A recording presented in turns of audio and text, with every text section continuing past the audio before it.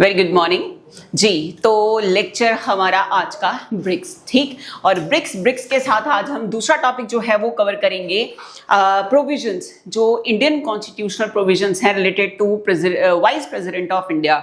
News में आपने देखा होगा जो वाइस प्रेसिडेंट हैं उन्होंने रिजाइन कर दिया है, तो उनके जगह पे अब जो नए वाइस प्रेसिडेंट हैं, एक्टिंग वाइस प्रेसिडेंट, वो बनेंगे। उनकी सीट के लिए इलेक्शन करे जाएंगे थ्रू एन इलेक्टोरल कॉलेज। तो ये सारी चीजें हमारे लिए मोस्ट इंपॉर्टेंट हो जाती हैं, तो हम ये देखेंगे, साथ में देखेंगे ब्रिक्स। अब अगर आप मैंने लास्ट लेक्चर में आप लोगों से ये पूछा था कि जिस तरह से हमने एमसीक्यूज कवर करने की कोशिश करी है लास्ट लेक्चर के अंदर, मींस पहले हमने थॉरली पढ़ लिया एक आर्टिकल, न्यूज आर्टिकल। उस न्यूज आर्टिकल के अंदर क्या है, पहले वो हो गया, उसके बाद हमने कवर अप करे थे उसके एमसीक्यूज। तो क्या वो मेथड जो है वो आपको सही लगा, या फिर थ्योरेटिकल पोर्शन जो है वो मैं ज्यादा डिटेल में करवाऊं, एमसीक्यूज ना करवाऊं, ये मैंने पूछा था आपसे। अगर कुछ स्टूडेंट्स को अभी भी कन्वे नहीं हुआ है तो ये इस वाली क्लास में आपको दोबारा पूछूंगी कि जो ब्रिक्स, जैसे अब ब्रिक्स वाला टॉपिक है ना, तो ये भी मैंने जो लास्ट लेक्चर है उसी के जो बेस है उस पर हमने प्रिपेयर करा है कि पहले ब्रिक्स पूरा समझा दिया कि ब्रिक्स है क्या, उसके बाद उससे जो रिलेटेड एमसीक्यूज होंगे हम वो करेंगे। तो अब ज्यादा टाइम वेस्ट ना करते हुए, आप हैं मेरे साथ, प्रभात राणा मेरा नेम है, तो हम करेंगे आज कवर ब्रिक्स, और ब्रिक्स के साथ कवर करेंगे वाइस प्रेसिडेंट। सबसे पहले तो लोगो देख लें आप ब्रिक्स का, मोस्ट इंपॉर्टेंट लोगो। अब इसमें आपको कलर ध्यान रखने हैं कि कौन कौन से कलर यहाँ पे आपको नजर आ रहे हैं, ये ध्यान रखना है आपने। तो ब्रिक्स, अब ब्रिक्स समिट जो है ये हुई है कहाँ, रियो डे जेनेरियो के अंदर, रियो के अंदर हुई है BRICS summit. India to lead in 2026, India इसे लीड करेगा 2026 के अंदर, 2026 के अंदर, 2025 में नहीं, 2026 में इंडिया लीड करेगा। 17th ब्रिक्स समिट हुई है इस साल रियो डी जेनेरियो के अंदर। कब हुई है? जुलाई 6 to 7 के अंदर, 2025 के अंदर, जिसने फोकस करा है ग्लोबल साउथ कॉर्पोरेशन के ऊपर। नंबर 1 मोस्ट इंपॉर्टेंट, किसके ऊपर फोकस करा गया है? ग्लोबल साउथ कॉर्पोरेशन के ऊपर। दूसरा एआई गवर्नेंस के ऊपर, मोस्ट इंपॉर्टेंट, एआई गवर्नेंस के ऊपर फोकस करा। फर्स्ट क्या है? ग्लोबल साउथ कॉर्पोरेशन के ऊपर, दूसरा एआई गवर्नेंस के ऊपर। थर्ड है रिफॉर्म ऑफ इंटरनेशनल इंस्टीट्यूशन, जो इंटरनेशनल लेवल के इंस्टीट्यूशंस हैं उनके अंदर रिफॉर्म, सुधार किस तरह से करने हैं। BRICS issued the Rio declaration urge United Nation to lead AI regulation. India जो है वो कंफर्म्ड है एज ब्रिक को वो चेयर करेगा 2026 के लिए, एंड होस्ट करेगा 18th समिट ऑफ ब्रिक्स को। मींस जो इस साल हुई है 2025 के अंदर, वो है 17th ब्रिक्स समिट। आप बोले किसी स्मॉल लेटर में लिख दें, बिल्कुल नहीं। ब्रिक्स का मीनिंग क्या है, इसकी पूरी डेप्थ में जाएंगे हम लोग आज वाले टॉपिक के अंदर। तो सबसे पहले ब्रिक्स के बारे में देखें तो ब्रिक्स, बी से हो गया ब्राजील, आर से हो गया Russia, I stand for India, C stand for China, और एस से हो गया साउथ अफ्रीका। साउथ अफ्रीका ने ज्वाइन करा ब्रिक्स को 2010 के अंदर, 2010 के अंदर साउथ अफ्रीका ने ज्वाइन करा किसको? ब्रिक्स को ज्वाइन करा। Originally formed as BRIC, starting में इसका नेम ब्रिक्स नहीं था, इसका नेम क्या था? Brick, BRIC। और ब्रिक जो टर्म है ये कब इंट्रोड्यूस हुई है? 2006 के अंदर साउथ अफ्रीका ने ज्वाइन करा 2010 के अंदर। अब जो ब्रिक टर्म है इसे कॉइन किसने करा था? जिम ओ'नील ने। पूरा नेम जिम ओ'नील ने कब करा? 2001 के अंदर इस टर्म को इंट्रोड्यूस करा गया। कौन सी टर्म? Brick, BRIC। ब्रिक से ब्रिक्स कब बना? BRICS, ये कब बना? 2010 के अंदर। तो ब्रिक में पहले B से ब्राजील, R से रशिया, I से इंडिया, C से चाइना, पहले सिर्फ ब्रिक था। उसके बाद टर्म कब आई है ये? ब्रिक 2001 के अंदर। और जो ब्रिक है वो कब तक? 2006 तक, 2006 तक। एस ब्रिक्स कब बना ये? जब साउथ अफ्रीका ने ज्वाइन करा 2010 के अंदर। ब्रिक्स का जो है हेडक्वार्टर वो है शंघाई, चाइना के अंदर। किसका? Shanghai, China. याद कैसे कर सकते हैं, दिमाग में रखना कैसे है? BRICS है ना बेटा, तो लास्ट में क्या लग रखा है? S। तो ऐसे क्या आ गया, शंघाई, शंघाई मीन चाइना, यहां पे है इसका हेडक्वार्टर। उसके बाद हम बात करें, ये रिप्रेजेंट कर रहा है 25% ग्लोबल जीडीपी को, कौन, ब्रिक्स। ग्लोबल लेवल पे, वर्ल्ड लेवल पे जो जीडीपी है, ग्लोबल लेवल पे जो जीडीपी है, उस जीडीपी का 25% जो है उसको रिप्रेजेंट कर रहा है अकेला ब्रिक्स, मतलब Brazil, Russia, India, China, south Africa, पांचों मिलकर ओवरऑल वर्ल्ड का 25% of the GDP, gross domestic product, ये कवर अप कर रहे हैं, इसको रिप्रेजेंट कर रहे हैं। और वर्ल्ड की पॉपुलेशन टोटल अगर 100% का पॉपुलेशन हम कंसिडर करके चलें, किसका, वर्ल्ड का, तो वर्ल्ड की 100% की पॉपुलेशन में से 40% की population Brazil, Russia, India, China और साउथ अफ्रीका के अंदर है, मतलब ब्रिक्स के अंदर है। तो ब्रिक्स 40% वर्ल्ड पॉपुलेशन को रिप्रेजेंट कर रहा है और जीडीपी वर्ल्ड लेवल का कितना, 25% का जीडीपी इसे रिप्रेजेंट कर रहा है। नेक्स्ट आ गया, एक तरह का काउंटर बैलेंस मेंटेन करता है वेस्टर्न ब्लॉक जैसे G7 और वर्ल्ड बैंक के इन बिटवीन, कौन, ब्रिक्स। चेयरमैनशिप जो है इसकी वो रोटेट होती है एनुअली अमंग द मेंबर्स, जो इसके मेंबर कंट्री हैं वो एनुअली रोटेट करते हैं, कि जैसे इस बार किसने कर लिया, ब्राजील ने कर लिया, अगली बार कौन करेगा, इंडिया करेगा, इस तरह से फिर रशिया करेगा, फिर चाइना, फिर साउथ अफ्रीका, इस तरह से, ठीक है। एनुअल समिट जो हैं वो क्यों कर रखी जाती हैं ब्रिक्स की, ताकि एजेंडास को सेटअप करा जाए और रिव्यू करा जाए प्रोग्रेस को, कि आज तक इतने सालों से हमने 2010 से लेके 2020 तक हमने क्या डेवलपमेंट करी, कि जो जो चीज़ों को हमने एजेंडा रखा था, क्या वो प्रोग्रेस हम लोगों ने उतना प्रोग्रेस, उतना ग्रोथ हम कर भी पाए हैं या नहीं, तो उसका एक पूरे का पूरा फुल ऑन जो रिव्यू है उसको करना, ये एक टारगेट होता है किसका, एनुअल समिट का, किसकी, ब्रिक्स का। अब न्यूज के अंदर ये सारी इंफॉर्मेशन चल रही है, कहां तक न्यूज है वो मैं आपको बता रही हूं, ये सारी चीजें इस टाइम पे न्यूज के अंदर बहुत ज्यादा इंपॉर्टेंट हो रही हैं। तो अब अगला आ गया न्यू डेवलपमेंट बैंक, मतलब एक्सपेंशन जो है हम उसको देखेंगे, ब्रिक्स की एक्सपेंशन हम देख रहे हैं। तो NDB stand for new development bank, जिसे हम बोलते हैं ब्रिक्स बैंक। तो ब्रिक्स बैंक किसको बोला जाता है, ब्रिक का बैंक किसको कंसिडर करा जाता है, BRICS bank is equal to NDB, national development bank, जो कि एक्सपैंड कर रहा है इसकी प्रेजेंस को, including in GIFT city India. Economic initiatives के अंदर आ जाओ, समिट जो है वो हाईलाइट कर रही है ब्रिक्स एफर्ट टू फोस्टर, किसको फोस्टर अप करा जाएगा, इकोनॉमिक ग्रोथ को, किसके थ्रू, ट्रेड फैसिलिटेशन के थ्रू, जो कि एग्रीकल्चर के अंदर देखा जाएगा, रिजिलिएंट सप्लाई चेन्स के अंदर देखा जाएगा, ई कॉमर्स में देखा जाएगा, स्पेशल इकोनॉमिक जोन के अंदर देखा जाएगा, मींस SCZ जो एरिया होते हैं वहां पे देखा जाएगा। तो ये मोस्ट इंपॉर्टेंट है, 5 स्टार के साथ इस क्वेश्चन को आप नोट डाउन करेंगे।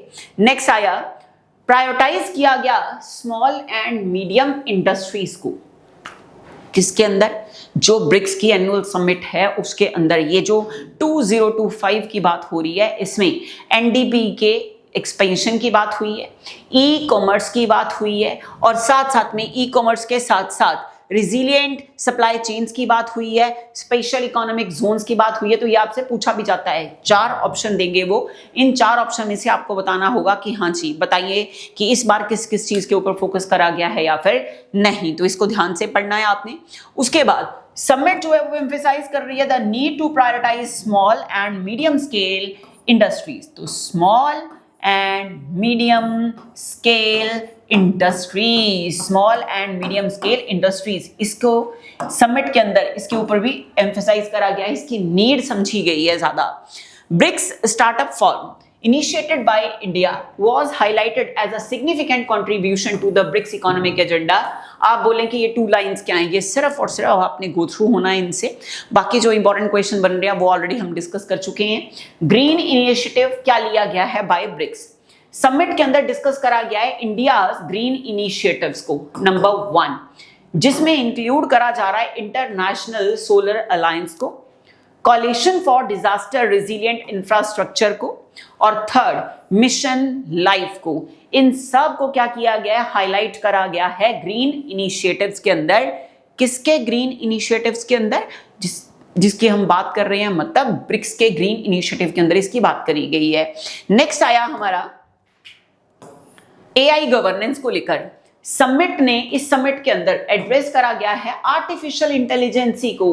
तो आर्टिफिशियल इंटेलिजेंस गवर्नेंस को फोकस करा गया है, focus on mitigating potential risk and ensure करना ग्लोबल एआई गवर्नेंस बेनिफिट्स को, ग्लोबल एआई गवर्नेंस बेनिफिट्स को इंश्योर करना, और वो भी सारी कंट्रीज के अंदर, specially those in the global south, जो ग्लोबल साउथ कॉर्पोरेशन के अंदर हैं उन कंट्रीज को ज्यादा फोकस करा जाएगा ताकि वहां पे इंश्योर करा जाए कि ग्लोबल एआई गवर्नेंस जो बेनिफिट्स हैं वो वहां पे लोगों को मिले। अब मोटो क्या था इस बार की ब्रिक्स का? Motto of the 2025 BRICS summit under Brazil's presidency is most important, इसीलिए रेड लाइन में पूरा कवर अप करा गया है। Strengthening global south corporation, global south corporation को स्ट्रेंथन अप करना for more inclusive and sustainable governance के लिए। तो मोस्ट इंपॉर्टेंट 5 स्टार के साथ ब्रिक्स 2025 का जो मोटो है वो आपको ध्यान में रखना है। अब जरा हम देख लें कि अभी तक हमने क्या क्या पढ़ा। हमने सबसे पहले बात पढ़ी बेटा कि जो ब्रिक्स है ये पहले था ब्रिक, ये जो टर्म है इस टर्म को कॉइन करा है, कॉइन बाय नील अंकल, ठीक है, इनकी बात हमने करी, इन्होंने कॉइन करा। कब? 2001 2006 तक सिर्फ ब्रिक ही था। 2010 के अंदर, 2010 के अंदर साउथ अफ्रीका की इसके अंदर होती है एंट्री, और ये बन जाता है क्या? Brazil, Russia, India, China, south Africa. अब बात करें कि इसे 2025 के अंदर किसने होस्ट करा है? चेयर्ड बाय 2025 के अंदर ब्रिक्स समिट को किसने, जो चेयरपर्सन था वो कहां से? तो आंसर ब्राजील से। और बात करें 2026 की, तो 2026 में ये मौका मिलेगा किसे? भारत को। तो ये जो प्रेसिडेंसी आती है या फिर जो कंट्री होस्ट करेगी, कहते हैं वो किस तरह से आती है? वो रोटेशन के बेस के ऊपर आती है। अब इसके अंदर हमने इसका मोटो पढ़ लिया, मोटो मोस्ट इंपॉर्टेंट है। उसके बाद हमने जो 2025 की समिट थी हमारी, उसके अंदर हमने किन किन चीजों को डिस्कस करा? हमने ई कॉमर्स की बात करी है, ई कॉमर्स के साथ साथ हमने एआई गवर्नेंस बेनिफिट जो है उसको इंश्योर करना ग्लोबल लेवल पर, हमने उसकी बात करी है। तो इन चीजों को ध्यान में रखना है। अब आया नेक्स्ट हमारा मोस्ट इंपॉर्टेंट 2024 ना, अभी हमने करा 2025, ये मैंने आपको बता दिया ब्राजील। नेक्स्ट आया 2026, तो ये होगा कौन? इसको प्रिजाइड कौन करेगा? इंडिया करेगा। इसका अध्यक्षता इसकी कौन करेगा? इंडिया करेगा। अब बात करें हम कि आपको इससे जो प्रीवियस ईयर इसकी समिट्स हो चुकी हैं वो भी आपको पता होनी चाहिए, क्योंकि पूछी जाती है एग्जाम में। तो 2026 का तो हमें पता लग गया, 2025 का हमें पता लग गया इस बार जो थी वो कहाँ हुई है? ब्राजील में हुई है। 2024 में कहाँ हुई? कजान, रशिया के अंदर।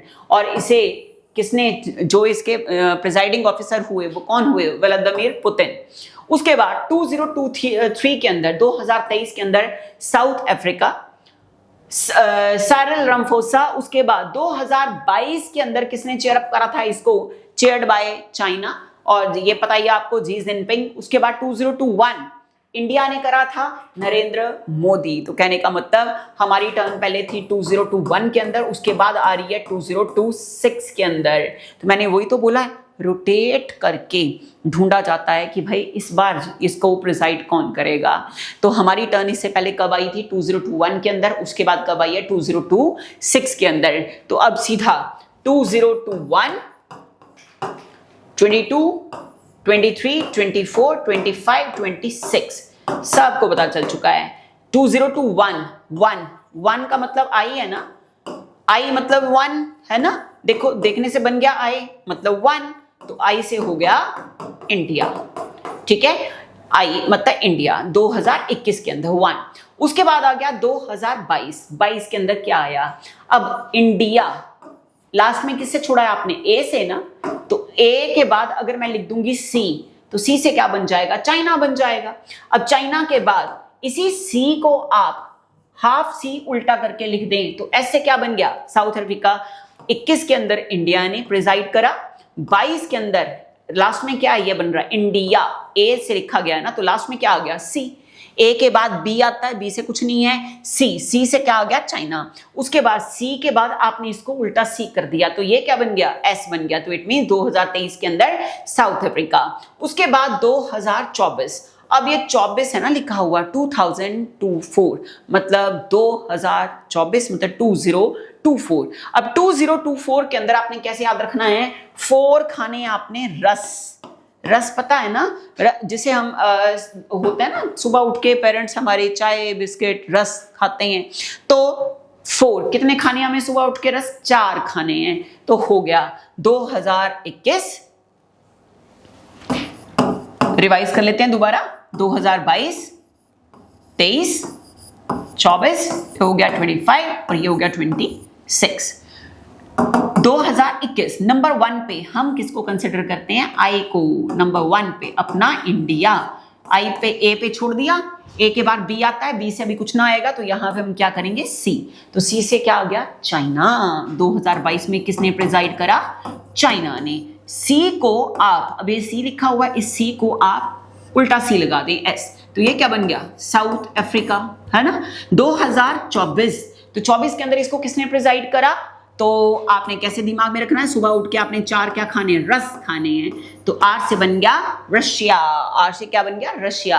2025 के अंदर आ गया बी से ब्राजील, और ब्राजील के बाद आ गया दोबारा से इंडिया की टर्न। Done, picture clear. ये बेटा पूछे जाते हैं, आपको कोई भी पूछी जा सकती है, फिर भी ज्यादा रिस्क ना लेते हुए मैंने आपको 2021 से कर दिया। अब ये पॉसिबल है नहीं, वैसे एग्जामिनर तो फर्स्ट सबमिट से लेके अब तक की जितनी भी सबमिट है उनमें से कुछ भी पूछ सकता है, बट ये मोस्ट इंपॉर्टेंट है इसलिए ये ध्यान से करनी है। डन, चलो नेक्स्ट आ जाओ। ये हो गया आपको लर्न पूरा, मेरे को नहीं लगता। देखो नरेंद्र मोदी का आप लोगों को पता है, जिनपिंग का तो नाम ही आप कितना फेमस है, ठीक है। साइरल रामाफोसा, अब साइरल रामाफोसा ये आपको लर्न करना पड़ेगा, क्या कर सकते हैं। रशिया हमें पता ही है, न्यूज में रहता ही है, व्लादिमीर पुतिन। नेक्स्ट आ जाओ, रिसेंट एक्सपेंशन एंड डेवलपमेंट क्या हुई है। अब रिसेंट जो एक्सपेंशन और डेवलपमेंट करी गई है किसके अंदर, ब्रिक्स के अंदर, वो क्या है। 2024 के अंदर इजिप्ट, ईरान, यूएई, इथोपिया और सऊदी अरेबिया ने ज्वाइन करा है एज फुल मेंबर्स। 2025 के अंदर वियतनाम ने ज्वाइन करा है ब्रिक्स को एज अ पार्टनर कंट्री। तो आपको क्या पूछा जा सकता है कि अभी रिसेंट 2025 के अंदर वियतनाम फुल मेंबर काउंट हुआ है, परमानेंट मेंबर की तरह इसने ज्वाइन करा है, फुल मेंबर की तरह ज्वाइन करा है, या सिर्फ मेंबर कंट्री की तरह ज्वाइन करा है, या फिर पार्टनर कंट्री की तरह ज्वाइन करा है। तो आंसर पार्टनर कंट्री के लिए ज्वाइन करा है किसको, ब्रिक्स को। किसने, वियतनाम ने। कब, 2025 के अंदर। BRICS now refer to as BRICS plus, ध्यान रखना है, with 9 member countries. Done, BRICS plus. अब हम करने लगे हैं इसके क्वेश्चंस। ओहो, हाँ जी, question number 1, where was the 17th BRICS summit. इस बार की जो ब्रिक्स समिट हुई है वो कौन सी समिट थी, 17th, यस। तो इस बार की जो ब्रिक्स समिट हुई है वो 17th ब्रिक्स समिट है। नेक्स्ट वाली 18th ब्रिक्स समिट होगी जिसको प्रिजाइड करेगा इंडिया। 17 जो ब्रिक्स समिट हुई उसको प्रिजाइड करा किसने, ब्राजील ने। तो 17th BRICS summit attended by prime minister Narendra Modi, held in July 2025, और कब हुई है, 6 to 7 जुलाई। ठीक है, कहां हुई, न्यू दिल्ली में, नो। जोहान्सबर्ग में, कहां है, South Africa, no. Kazan Russia के अंदर, नो। कहां पे हुई है, रियो के अंदर हुई है, रियो डी जेनेरियो, और ये है कहां, ब्राजील के अंदर। तो हमें पता है कि इसका आंसर क्या होगा, ऑप्शन 4। ठीक है, तो answer option 4, Rio de Janeiro. Next आ गया question number 2, which BRICS member hosted the 17th BRICS summit in July 2025। जवाब देना है आपको, आंसर करना है आपको इस क्वेश्चन का। तो आई थिंक ये क्वेश्चन आपको वैसे भी पता चल ही गया होगा कि इतना इजी तो क्वेश्चन है, अभी तो करा है हम लोगों ने, है ना। तो which BRICS member hosted the 17th BRICS summit in July 2025, New Delhi, India, Johannesburg, South Africa, Kazan Russia, या फिर रियो डी जेनेरियो, ब्राजील। तो आपको पता ही है 17th कहां पे हुई है, रियो डी जेनेरियो, ब्राजील के अंदर। नेक्स्ट आया third question, which BRICS member was the last to join the group? इनमें से कौन सा ब्रिक का ऐसा मेंबर हुआ जिसने इस ग्रुप को ज्वाइन करा बिल्कुल लास्ट में? क्वेश्चन के अंदर ही उसका आंसर बैठा हुआ है छिपके। तो पहला है ब्राजील, दूसरा है रशिया, इंडिया या फिर साउथ अफ्रीका। तो पता ही है हमें आंसर क्या आएगा इसका, साउथ अफ्रीका। और कब हुआ है? 2010, क्योंकि उससे पहले तो हमने क्या बोला कि ये ब्रिक ही थी, है ना, ये ब्रिक ही था। और ब्रिक के साथ एस कब जुड़ा? 2010 के अंदर। Next, in which year was the term brick without south Africa initially coined? Coined पूछी हुई है, कब इस टर्म को कॉइन करा गया बाय नील अंकल? तो कब करा गया? 2001 में करा गया, 2006 में करा गया, 2010 में करा गया या फिर 2015 में करा गया? तो हम लोगों को आंसर पता है 2001। आई थिंक सारे क्वेश्चन आ चुके हैं आपको, क्योंकि जिस टाइम पे हमने अभी इसकी स्टार्टिंग करी थी न्यूज आर्टिकल की, उसी टाइम पे आपको ये चीज क्लियर हो गई थी। ठीक है, नेक्स्ट आ जाओ। अगला क्वेश्चन आ गया, how many times has India hosted the BRICS summit? कितनी बार अभी तक इंडिया ब्रिक्स समिट को होस्ट कर चुका है? तो till 2022 India hosted the BRICS summit thrice in 2012, 2016, 2021। तो अभी तक 2012, 12 के बाद इसी को आप 12 के बाद 2016, 2021 और अब करेगा 2026 के अंदर। टिल डेट 2025 तक हम 3 बार इस पूरी की पूरी समिट को होस्ट कर चुके हैं, ब्रिक्स की समिट को। और अगर 2026 की बात होती है तो हम 4th टाइम रिप्रेजेंट करेंगे, होस्ट करेंगे किसे? ब्रिक्स समिट को। और हमारे वाली कौन सी होएगी? 18th BRICS summit. Done. Next, what is the primary goal of the BRICS new development bank? NDB की एक्सपेंशन करी गई है ना, तो मैंने बताया था आपको जो एनडीबी है उसकी एक्सपेंशन करी गई है और उस एक्सपेंशन का टारगेट क्या था। तो एक बार हम दोबारा से उसी स्लाइड पे चलते हैं। एनडीबी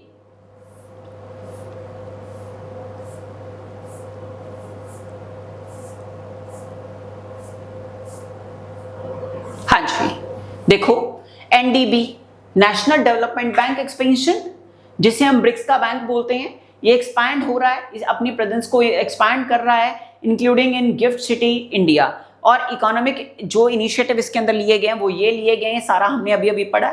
ग्रीन इनिशिएटिव बता दिया आपको इसके अंदर, एआई गवर्नेंस बता दिया। ठीक है, अब उसी के बेस्ड ये हमारा क्वेश्चन हमारे आंखों के सामने है, जो हम नेक्स्ट क्वेश्चन लगे हैं अपना, जो नेक्स्ट क्वेश्चन फ्रेम करा गया है। हाँ जी, what is the primary goal of the BRICS new development bank? पहले तो ध्यान से इसके जो एमसीक्यूज हैं उसको आप ध्यान से कवर अप करें, रीड करें जरा। To finance military projects of member countries, military projects लगता नहीं है। Next, to fund infrastructure and sustainable development projects in BRICS and other emerging economies. To provide loan for अरे एजुकेशन का क्या लेना देना है इसके साथ? कोई लेना देना नहीं है। Next, to compete with the world bank, world bank के साथ कुछ नहीं लेना देना हमारा। तो कहने का मतलब ना है ऑप्शन ए, ना है ऑप्शन सी, ना है ऑप्शन डी, आंसर है इसका ऑप्शन बी। ऑलरेडी हम कर चुके हैं क्वेश्चन, इस क्वेश्चन को भी कवर अप, तो आंसर हो गया option B. What was the main topic of discussion? Main topic of discussion at the 17th BRICS summit in 2025, ये क्या है? मेन टॉपिक ऑफ डिस्कशन ये क्या है? फर्स्ट आ गया स्पेस एक्सप्लोरेशन, सेकंड आ गया आर्टिफिशियल इंटेलिजेंस गवर्नेंस, थर्ड आ गया climate change, fourth आ गया ग्लोबल ट्रेड। तो क्या लग रहा है? Space exploration, artificial intelligence governance, climate change या फिर ग्लोबल ट्रेड। और ये क्या पूछा गया है? मेन टॉपिक पूछा गया है डिस्कशन का 17th ब्रिक्स समिट के अंदर।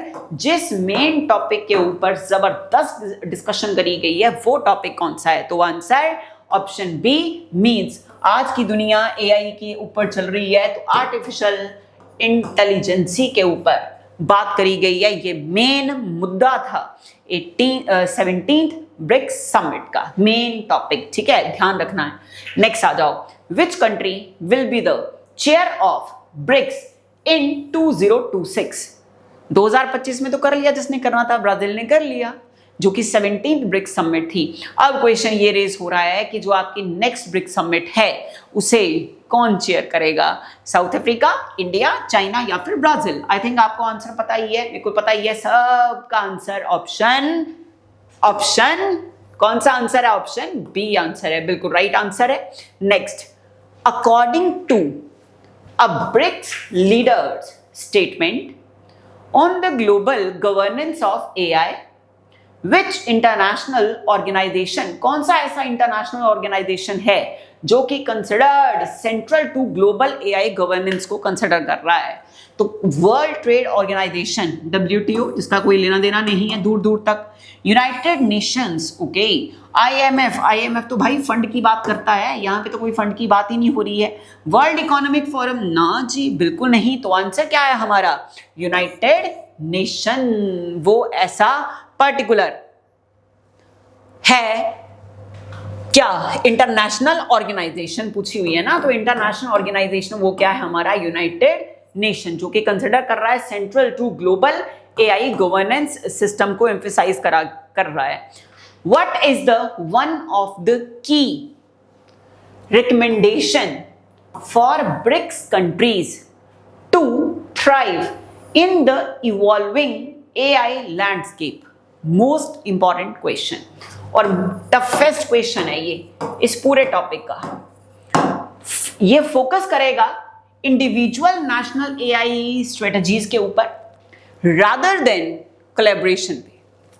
कोलैबोरेशन के कंपैरिजन में एआई स्ट्रेटजी के ऊपर फोकस करेगा, या फिर developing common ethical and regulatory framework बनाएगा, या फिर इंप्लीमेंट करेगा strict import tariff on AI technology, या फिर कंसंट्रेट करेगा एआई डेवलपमेंट एफर्ट्स को मिलिट्री एप्लीकेशन के ऊपर। तो आंसर तो आप लोगों को नजर आ रहा था यहाँ पे ऑप्शन बी। तो हमारा आंसर क्या है? ऑप्शन बी, डेवलप करेगा ये कॉमन एथिकल और रेगुलेटरी फ्रेमवर्क्स को। Most important question. नेक्स्ट आ जाओ, विच ब्रिक्स कंट्री, ज्यादा तो नहीं हो गए क्वेश्चंस, हाँ, दिमाग की दही तो नहीं बन रही है बेटा, बनानी पड़ेगी, क्या करें, कंपटीशन है आखिरकार, और अगर कंपटीशन है तो फाइट तो करना पड़ेगा, ठीक है।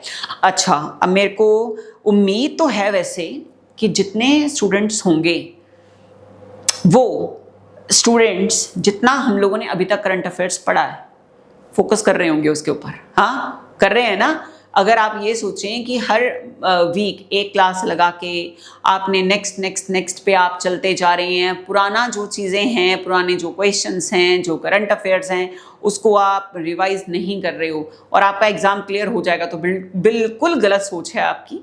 जितना चीज़ें हम लोगों ने अभी तक पढ़ी हैं उनके ऊपर फोकस करना ज़रूरी है। रिविज़न मस्ट है, बिना रिविज़न के गेम नहीं होगी, ठीक है। मेरा दिल कर रहा है कि ये ब्रिक्स करवाने के बाद मैं एक सुपर फास्ट टेस्ट ले लूं। देखती हैं कि क्लास के अंदर आप लोगों ने ये बिल्कुल नहीं अपने दिमाग को बताना है कि ये क्लास आपकी रिकॉर्डेड क्लास चल रही है। मेरे को कमेंट सेक्शन के अंदर जब आप ये क्लास देख रहे होंगे उस टाइम पे मेरे को हर स्टूडेंट का, अगर आपको ये लगता है कि मतलब मैं उतने एफर्ट्स कर रही हूँ कि जहाँ तक आपको समझ आ जाए, अगर आपको ये लगता है तो आप बिना हेजिटेशन फील करें अपने कमेंट सेक्शन के अंदर आंसर देंगे जब मैं आपसे 2 और 3 मिनट्स का मैंने टेस्ट लेना है, ताकि मेरे मन को ये तसल्ली हो जाए कि जो प्रीवियस लेक्चर्स आप देख चुके हो वो आपको आते भी हैं, आपने सिर्फ टाइम पास नहीं करा है, ठीक है। चलो, which BRICS country has launched the digital agriculture programme to automate agricultural production and ensure traceability? किस कंट्री ने, कौन सी ब्रिक कंट्री ने लॉन्च करा है डिजिटल एग्रीकल्चर प्रोग्राम को, जो कि ऑटोमेट करेगा एग्रीकल्चरल प्रोडक्शन को और एंश्योर करेगा उसकी ट्रेसेबिलिटी को? सबसे पहला इंडिया ने करा है। नाम देख के तो आपको यूं ही लग रहा होगा कि एग्रीकल्चर प्रोडक्शन की बात हो रही है तो शायद से इंडिया ही हो सकता है, नहीं, जरूरी नहीं है। इंडिया ने करा है, चाइना ने करा है, रशिया ने करा है या फिर ब्राजील ने करा है? तो आंसर हमारा हो गया रशिया। मैंने आपको बोला भी था, ये मत सोचें कि इंडिया एग्रीकल्चर के अंदर हमारे लोगों को खेती बाड़ी आती है, ठीक है, ऐसा कुछ नहीं है।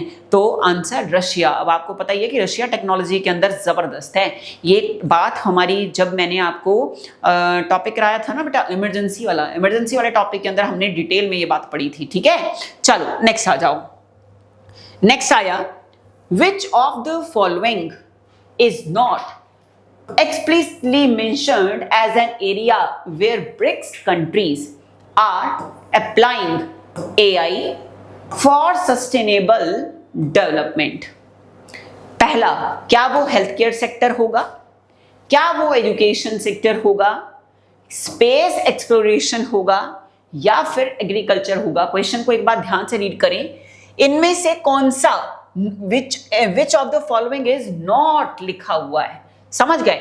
तो अब हम देखते हैं आंसर, स्पेस एक्सप्लोरेशन। भाई ये क्यों देखेगा ब्रिक्स का ये एरिया ही नहीं है, ठीक है। नेक्स्ट आ जाओ। अब यहां पे हमारा कंप्लीट होता है टॉपिक नंबर 1। अब हम शुरू करेंगे सेकंड टॉपिक अपना, political transition and legislative priorities. इससे पहले कि हम ये टॉपिक स्टार्ट करें, मैं आपका लूंगी एक छोटा सा टेस्ट। फटाफट से, मैं अगर ये सोच के चल रही हूं कि आप लोग इस टाइम पे लाइव ही बैठे हो, ठीक है, बेशक आप इस टाइम पे रिकॉर्डिंग लेक्चर सुन रहे हैं, बट जो रिकॉर्डेड लेक्चर है उसको सुनते सुनते भी मैं ये असम्पशन ले रही हूँ कि इस टाइम पे आप मेरे को लाइव ही सुन पा रहे हैं। तो अब आपने क्वेश्चंस के आंसर देने हैं। सबसे पहला है हमारा क्वेश्चन नंबर 1, पुराने टॉपिक में से, नेशनल इमरजेंसी। नेशनल इमरजेंसी अगर हमने इंपोज करनी है तो ये किस आर्टिकल के अंडर इंपोज करी जाएगी? ये है आपका क्वेश्चन नंबर 1। नेक्स्ट क्लास के अंदर आपके कमेंट्स के हिसाब से मैं बताऊंगी कि आप लोगों ने इसको अगर आंसर करा है, सीरियसली लिया है तो बहुत बढ़िया, नहीं सीरियस लिया तो फिर मैं देखूंगी कि किस तरह से पढ़ाना है। फिर तो बस ये है कि ऊपर ऊपर से पढ़ाओ, बस हो गया, इतनी डेप्थ में जाने की जरूरत नहीं है, क्योंकि पढ़ना तो है ही नहीं फिर आप लोगों ने, अगर आपने आंसर ना दिए तो होगा ये। अच्छा, नेशनल इमरजेंसी किस आर्टिकल के अंदर इंपोज होगा? क्वेश्चन नंबर 2, अगर नेशनल इमरजेंसी को करना है पास तो हमें बतानी है टाइप ऑफ मेजॉरिटी, किस तरह की मेजॉरिटी रिक्वायर्ड होगी। क्या नेशनल इमरजेंसी को पास करने के लिए from both house of the parliament simple majority required है, एब्सोल्यूट मेजॉरिटी रिक्वायर्ड है, इफेक्टिव मेजॉरिटी रिक्वायर्ड है, या फिर इनमें से कोई भी मेजॉरिटी रिक्वायर्ड नहीं है? Question number 3, under article 356 state emergency impose होता है, स्टेट इमरजेंसी। अब आपको यह बताना है कि क्या स्टेट इमरजेंसी और प्रेसिडेंट रूल, क्या ये दोनों सेम हैं या दोनों डिफरेंट चीजें हैं, ये आपको बताना है। नेक्स्ट आ गया क्वेश्चन नंबर 4। क्वेश्चन नंबर 4 क्या बात कर रहा है? अंडर आर्टिकल 365 कौन सा ऐसा ग्राउंड है जिस ग्राउंड के बेस के ऊपर स्टेट में लगाई जा सकती है, स्टेट इमरजेंसी को किया जा सकता है इंपोज, स्टेट इमरजेंसी इंपोज हो सकती है। ये हो गए 4 क्वेश्चन। 5th क्वेश्चन आपका आया, शुभांशु शुक्ला की बात हमने करी थी क्लास में, आपको बताना है उस मिशन का नाम जिस मिशन से जुड़े हैं कौन? शुभांशु शुक्ला, आपको ये बताना है। नेक्स्ट क्वेश्चन है आपका क्वेश्चन नंबर 6। ये आपका है, हमने सेलिब्रेट करा वर्ल्ड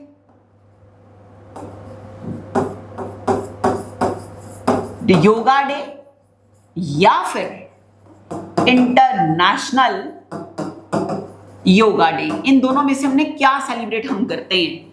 एवरी ईयर हम क्या सेलिब्रेट कर रहे हैं? वर्ल्ड योगा डे या फिर इंटरनेशनल योगा डे। दोनों में से जो भी होगा वो आपने आंसर में देना है। उसके बाद लास्ट क्वेश्चन आपका क्वेश्चन नंबर 7, आपको बताना है थीम ऑफ योगा डे। क्या बताना है? थीम ऑफ योगा डे, आपको ये बताना है। ठीक है, तो ये हो गए आपके क्वेश्चन जिनका आंसर मेरे को कमेंट सेक्शन के अंदर चाहिए। बात समझ आ गई?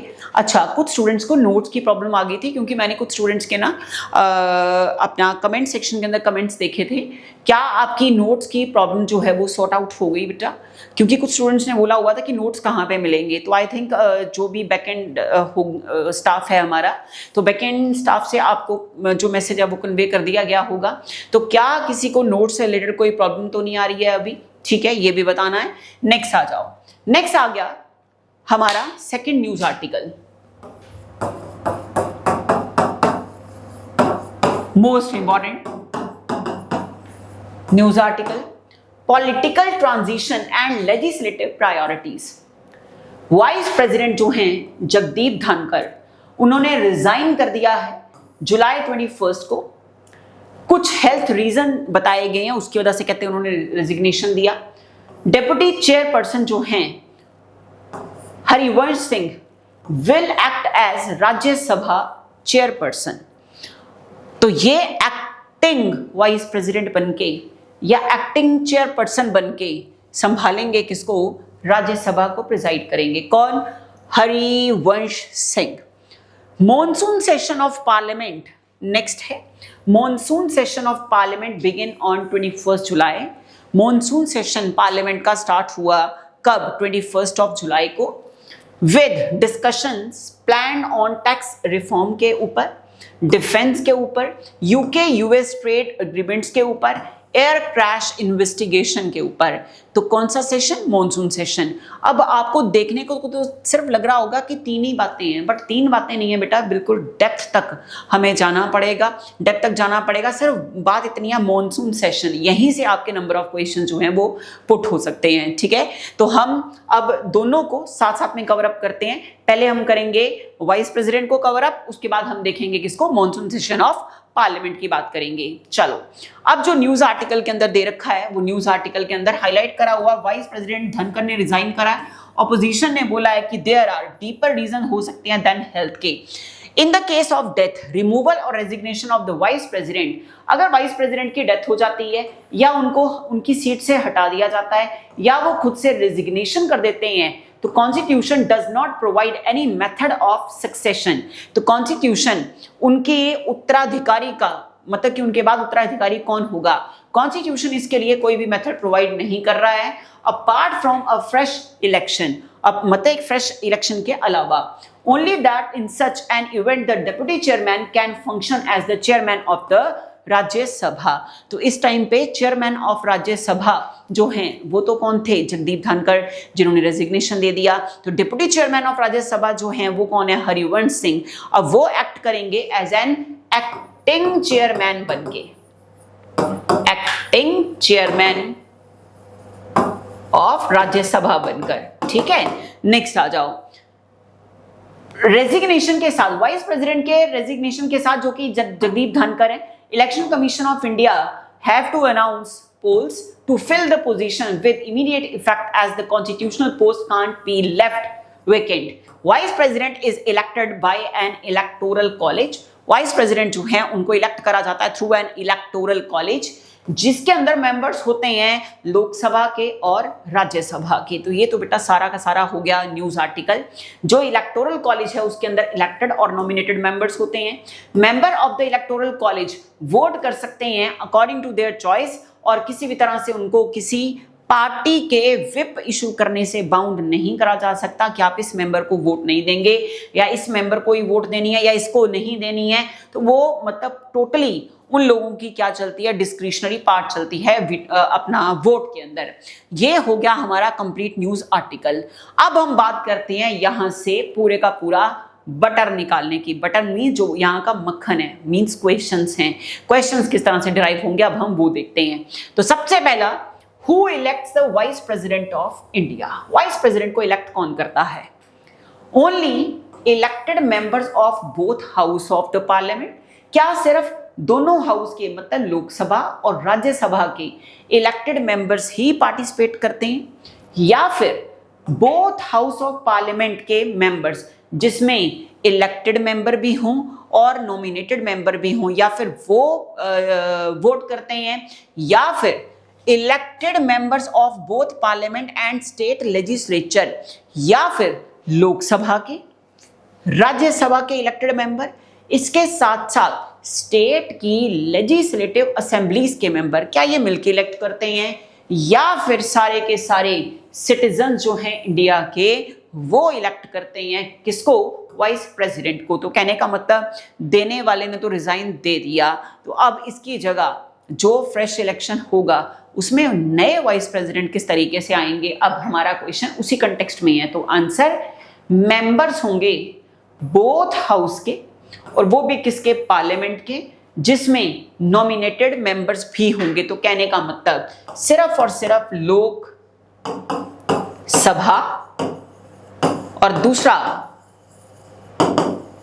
राज्य सभा, लोकसभा और राज्यसभा के दोनों मेंबर्स कौन कौन से, इलेक्टेड मेंबर्स, और इलेक्टेड मेंबर्स के साथ साथ nominated members.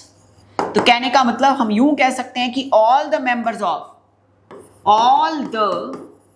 Members of both house of parliament ये इंक्लूड होते हैं किसको इलेक्ट करने के लिए, इलेक्टोरल कॉलेज बनता है इनसे। यहाँ पे कॉलेज का मतलब ये नहीं कि किसी यूनिवर्सिटी के अंडर कोई कॉलेज है, यहाँ पे कॉलेज का मतलब क्या हुआ कि जिसमें आपके इलेक्टेड मेंबर्स भी हों, नॉमिनेटेड मेंबर्स भी हों, लोकसभा के भी और राज्यसभा के भी, वो मिलकर बनाएंगे एक इलेक्टोरल कॉलेज, जिस इलेक्टोरल कॉलेज का काम क्या होगा, इलेक्ट करना, वोट करके किसको, वाइस प्रेसिडेंट को।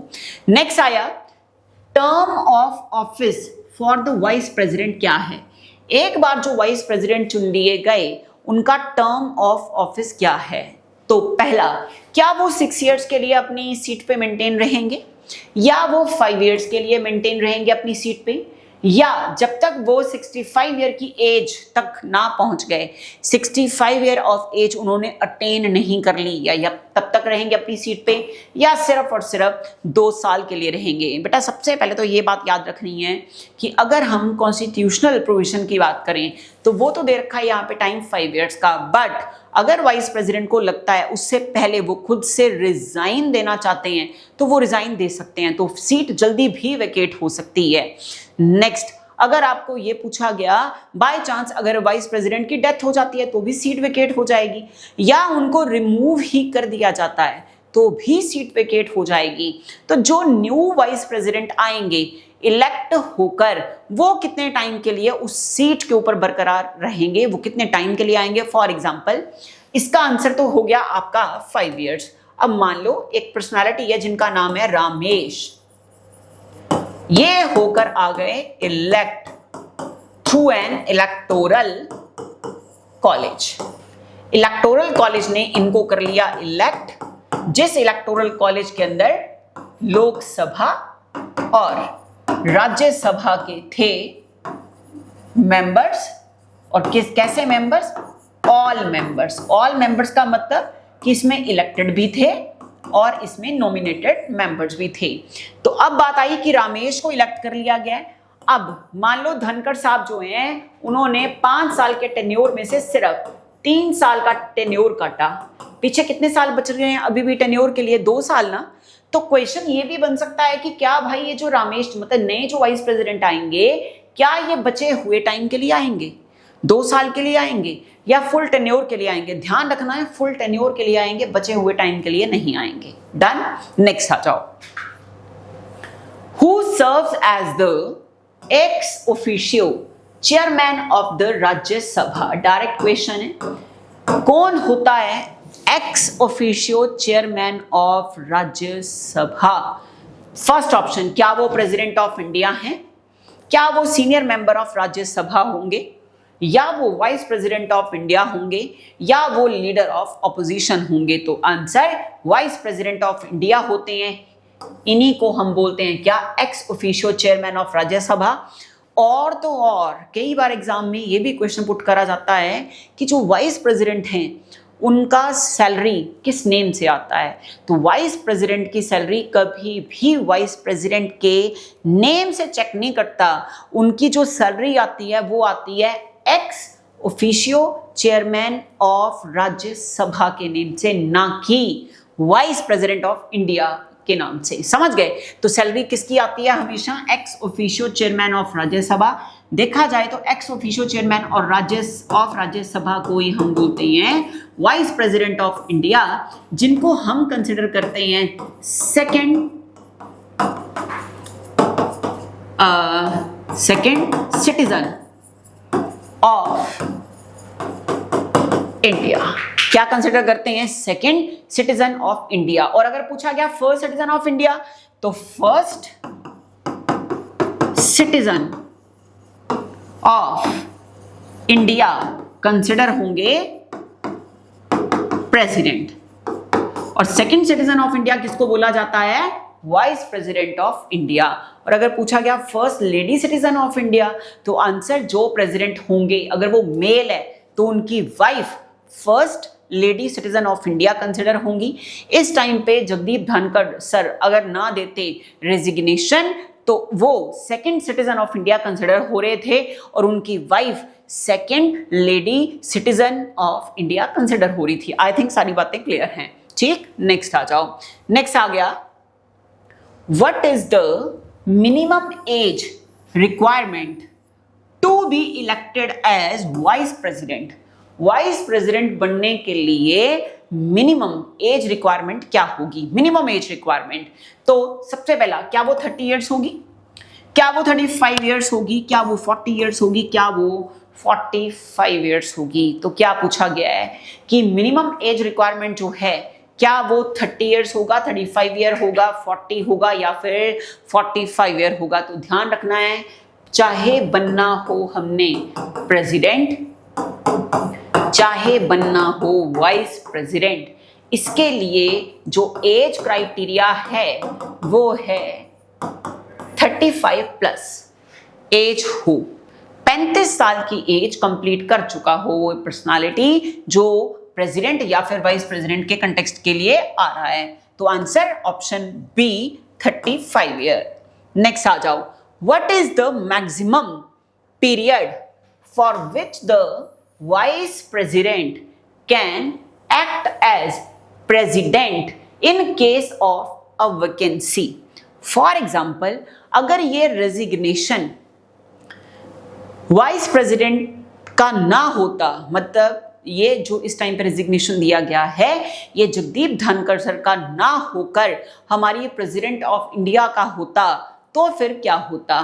तो फिर ये होता कि जो धनखड़ साहब हैं वो प्रेसिडेंट की सीट पे आते मैक्स टू मैक्स कितने टाइम के लिए? 6 मंथ्स के लिए, जब तक नए इलेक्शन नहीं हो गए। प्रेसिडेंट की सीट पर वो बनकर आते एक्टिंग प्रेसिडेंट। क्या समझ आई बात? कि ये है प्रेसिडेंट, अगर प्रेसिडेंट की सीट वेकेट होती है, प्रेसिडेंट की सीट अगर वेकेट होती है तो इनकी सीट पे प्रेसिडेंट से नीचे कौन है? Vice president. तो वाइस प्रेसिडेंट इनकी सीट को एक्वायर करेंगे कितने टाइम के लिए? मैक्स टू मैक्स 6 मंथ्स के लिए। और वाइस प्रेसिडेंट प्रेसिडेंट बनके नहीं, एक्टिंग प्रेसिडेंट बनकर उस गद्दी के मालिक बनके बैठेंगे। और मैक्स टू मैक्स कितने मंथ्स के लिए? 6 मंथ्स के लिए। तो अब इन 6 मंथ्स के ड्यूरिंग उनको जो सैलरी मिलेगा वो सैलरी क्या वाइस प्रेसिडेंट का मिलेगा, मतलब x officio chairman of Rajya Sabha का मिलेगा, या फिर एक्टिंग प्रेसिडेंट का मिलेगा? आंसर भाई, जिस सीट का वो काम कर रहे हैं, वो फंक्शन कर रहे हैं, जिस सीट का, उसी की ही सैलरी उनको दी जाएगी। तो सैलरी जो है वो किसकी मिलेगी? उनको एक्टिंग प्रेसिडेंट की मिलेगी, उतने टाइम के लिए जितने टाइम के लिए वो सीट पर बैठे हुए हैं, क्या बनकर? एक्टिंग प्रेसिडेंट बनकर। Picture clear? नेक्स्ट आ जाओ। तो what is the maximum time period क्या है vice for which the vice president act कर सकता है? तो ऊपर में हमने बात कर लिया 6 मंथ, तो आंसर हो गया हमारा ऑप्शन बी 6 मंथ्स। नेक्स्ट आ जाओ। अब हमारी मोस्ट इंपॉर्टेंट बात आती है बेटा, कॉन्स्टिट्यूशनल प्रोविजंस जो कि रिलेटेड हैं वाइस प्रेसिडेंट ऑफ इंडिया के साथ। वो कॉन्स्टिट्यूशनल प्रोविजंस कौन कौन से हैं? तो सबसे पहला है आर्टिकल 63, 64, सारे बैक टू बैक हैं, 63, 64, 65, आर्टिकल 66, 67, 68, 69, 70, 71, 72, वैसे तो 73 तक आते हैं, 62 से लेके 73 तक के प्रोविजंस हम डील करवाते हैं किनके साथ? Vice president. कॉन्स्टिट्यूशनल प्रोविजन जो वाइस प्रेसिडेंट के अंदर हम कंसिडर करते हैं 62 से लेके 73, बट 73 इतना मोस्ट इंपॉर्टेंट नहीं है, तो 72 तक हमें सारे पढ़ने पड़ेंगे, ठीक है। अब एक एक करके हम प्रोविजंस को कैरी करते हैं। सबसे पहला आ गया आर्टिकल 63। सबसे पहला कौन सा आर्टिकल? आर्टिकल 63। अब आर्टिकल 63 क्या कह रहा है? It states that there shall be a vice president of India. Article 63 बोल रहा है कि हमारे पास क्या होना चाहिए? एक वाइस प्रेसिडेंट ऑफ इंडिया होने चाहिए, वाइस प्रेसिडेंट ऑफ इंडिया होने चाहिए। नेक्स्ट 64, देखा जाए तो 63 के बाद क्या आएगा? 64 ही आएगा। क्या कह रहा है? Specify that the vice president shall be x officio chairman of the council of states, मतलब Rajya Sabha, and shall not hold any other office of profit. Article 64 के अंदर बोला गया है कि जो वाइस प्रेसिडेंट हैं यही काम करते हैं बनकर x officio chairman of Rajya Sabha, जिस राज्यसभा का दूसरा नाम क्या होता है? Council of states. नाम से क्लियर हो रहा है, राज्य। राज्य का मतलब क्या होता है? राज्य का मतलब होता है स्टेट्स, ठीक है। तो इसीलिए काउंसिल ऑफ स्टेट्स नाम से जाना गया है। और इसके अलावा ये किसी भी अदर ऑफिस पे नहीं आ सकते, ऑफिस ऑफ प्रॉफिट पे नहीं बैठ सकते। ऑफिस ऑफ प्रॉफिट का मतलब क्या हुआ? बार बार कॉन्स्टी के अंदर भी आपको ये टर्म नजर आएगी, office of profit. Office of profit का मतलब होता है कि जिस भी पर्टिकुलर कंटेक्स्ट में हम बात कर रहे हैं वहां पे हम ये चीज देखते हैं, ऑफिस ऑफ प्रॉफिट का मतलब कि वो इंडिविजुअल किसी भी गवर्नमेंट जॉब पर ना हो, ना सेंटर के अंदर, ना स्टेट के अंदर, ना लोकल बॉडीज के अंदर, और ना एमसीज के अंदर। ना तो वो इंडिविजुअल सेंट्रल लेवल की कोई जॉब पे होना चाहिए, ना वो इंडिविजुअल स्टेट लेवल की जॉब पे होना चाहिए, ना वो इंडिविजुअल लोकल बॉडीज के अंदर आ जाएगा, पंचायत में नहीं होना चाहिए, ना वो इंडिविजुअल एमसी म्यूनिसिपैलिटी के अंदर वर्क करता होना चाहिए, ना वो गवर्नमेंट एम्प्लॉय हो, ना वो गवर्नमेंट पेंशनर हो। ऐसे इंडिविजुअल को हम बोलते हैं कि ये इंडिविजुअल किसी भी हाउस ऑफ प्रॉफिट पर नहीं है। तो it means house of profit का मतलब हो गया एक तरह से जो सरकारी नौकर है, मतलब गवर्नमेंट जॉब जिसके पास है, या फिर वो गवर्नमेंट पेंशनर है, उसे हम क्या बोलेंगे? हाउस ऑफ प्रॉफिट बोलेंगे। डन। अच्छा, तो हमारे पास दो आर्टिकल हुए, कौन कौन से? आर्टिकल 63, आर्टिकल 64,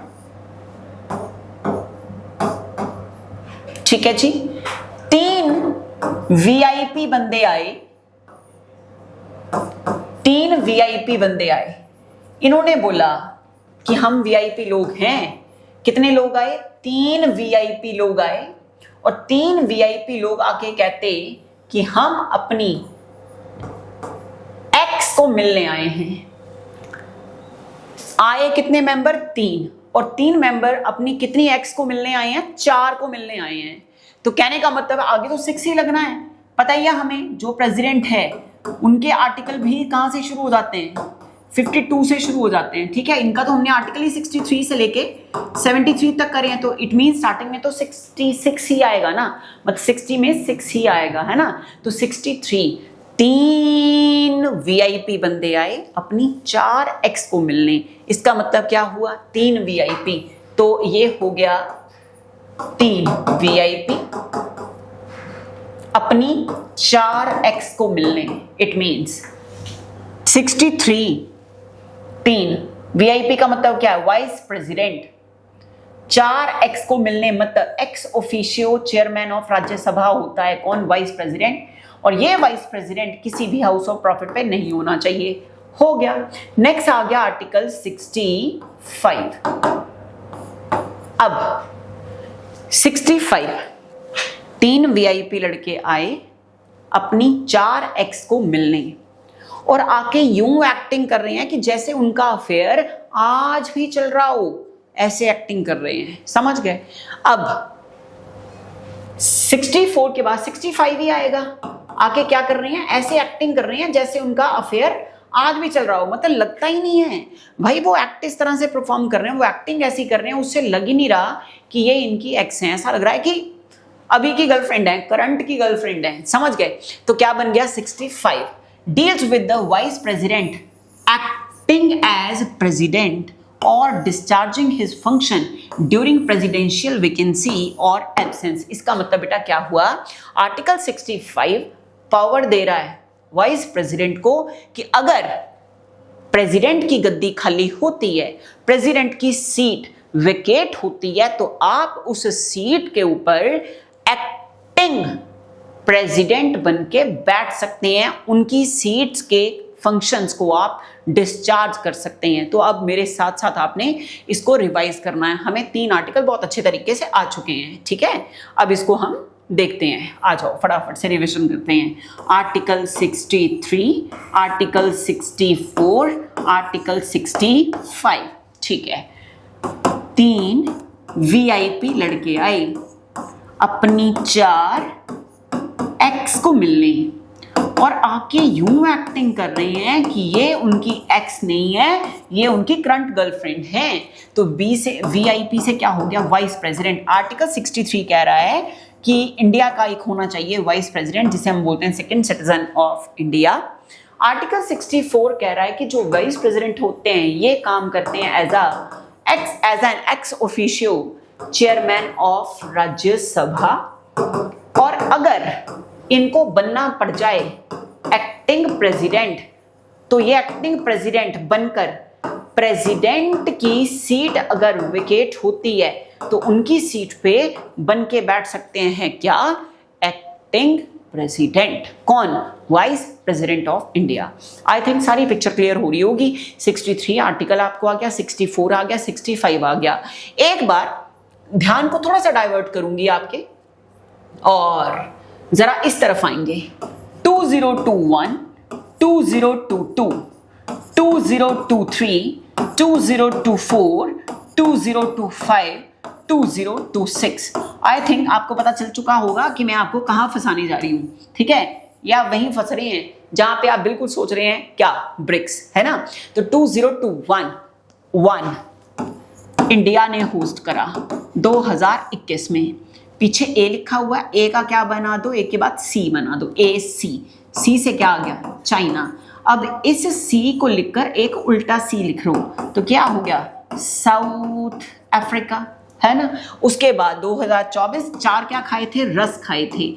रस खाए थे तो मतलब रशिया बन गया। 2025 में किसने होस्ट करा? ब्राजील ने करा। 2026 में कौन होस्ट करने जा रहा है? इंडिया होस्ट करने जा रहा है।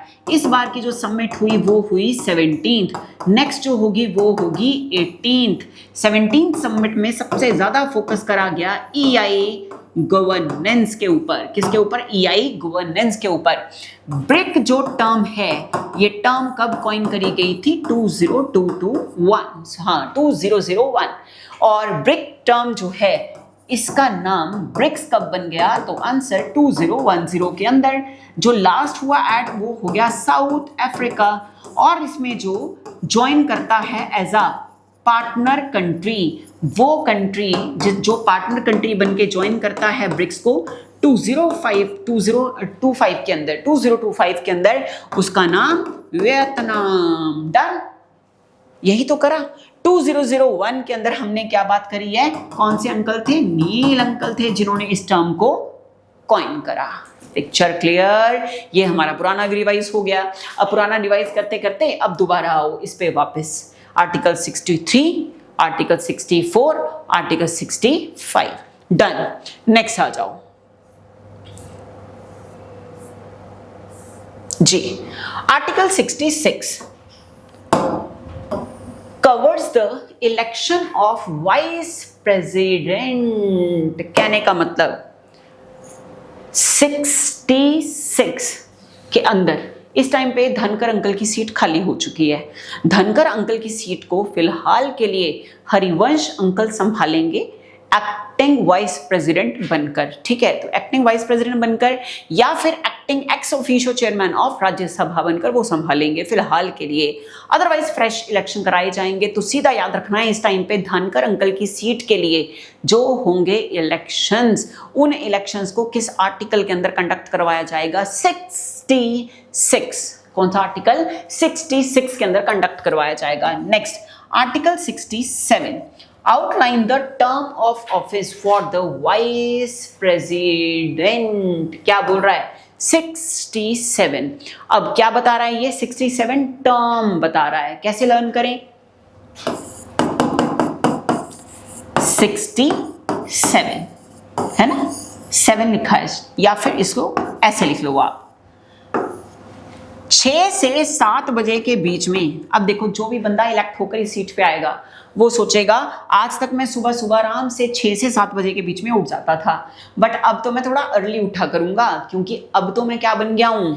मैं वाइस प्रेसिडेंट बन गया हूं भाई। मेरा कार्यकाल शुरू हो चुका है, मेरी टर्म, अब मेरी टर्न आ गई है। टर्न, TURN, अब मेरी टर्न आ गई है। टर्न मतलब मेरी टर्म आ गई है। तो टर्न कर लो। टर्न का मतलब है मेरी टर्न है ना, मेरी बारी है। टर्न या टर्म, टर्म का मतलब है कार्यकाल, शासनकाल, जो जिसमें वो रूल करेंगे। तो से 6 से 7 बजे अब उठना मुझे पड़ेगा। 6 से 7 बजे, थोड़ा 6 से 7 बजे उठ के मैं इसलिए करूंगा क्योंकि अब मेरी टर्न है इस देश को संभालना। क्या बनकर? Vice president. मेरी टर्न नहीं, मेरी टर्म, टर्न नहीं टर्म। 6 से 7 बजे उठना है मुझे क्योंकि मेरी टर्न है। तो टर्न लिख के टर्न नहीं लिखना, टर्म लिखना है। तो टर्म किस आर्टिकल के अंदर आ गई? 67। धनकर अंकल की जगह इस टाइम पे जो अंकल आएंगे उनके इलेक्शन कौन से आर्टिकल के अंदर होंगे? 66 के अंदर होंगे। कौन से आर्टिकल के अंदर? 66 के अंदर। नेक्स्ट आ जाओ, आर्टिकल 68। अब ये बात क्या कर रहा है? Addresses the timing of election to fill vacancies in the office of the vice president and the term of office for the person elected to fill a casual vacancy। Article 68 address कर रहा है timing of election to fill vacancy.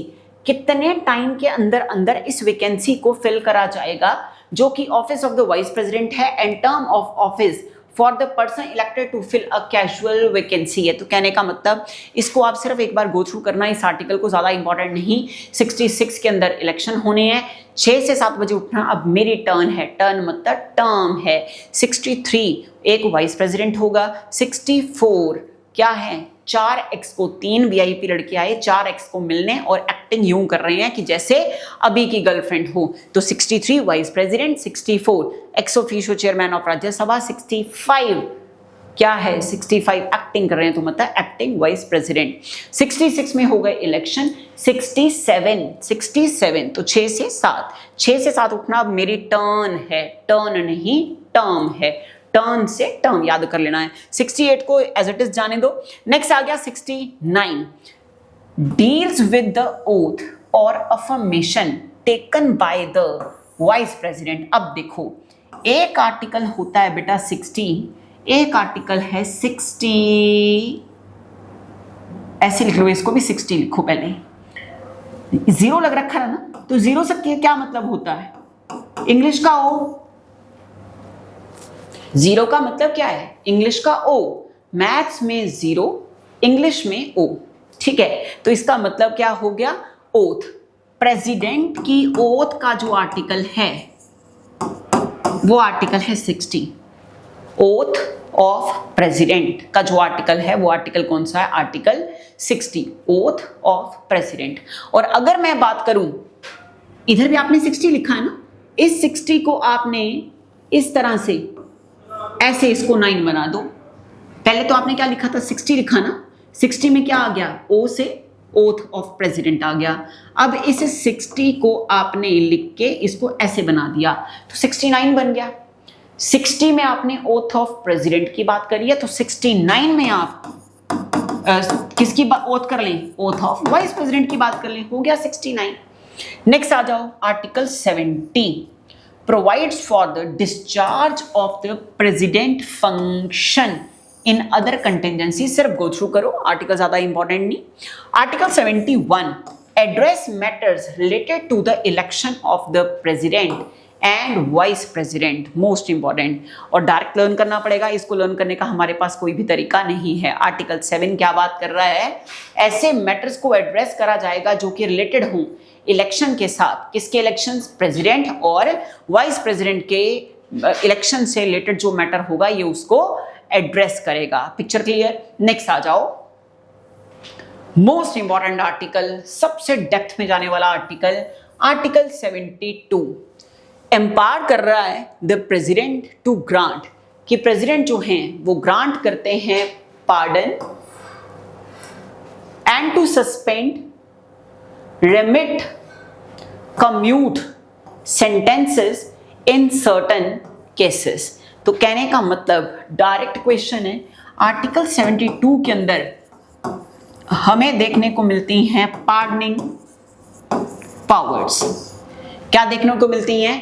Pardoning powers, क्षमा दान की शक्तियां। कौन करेगा क्षमा? किसको करेगा?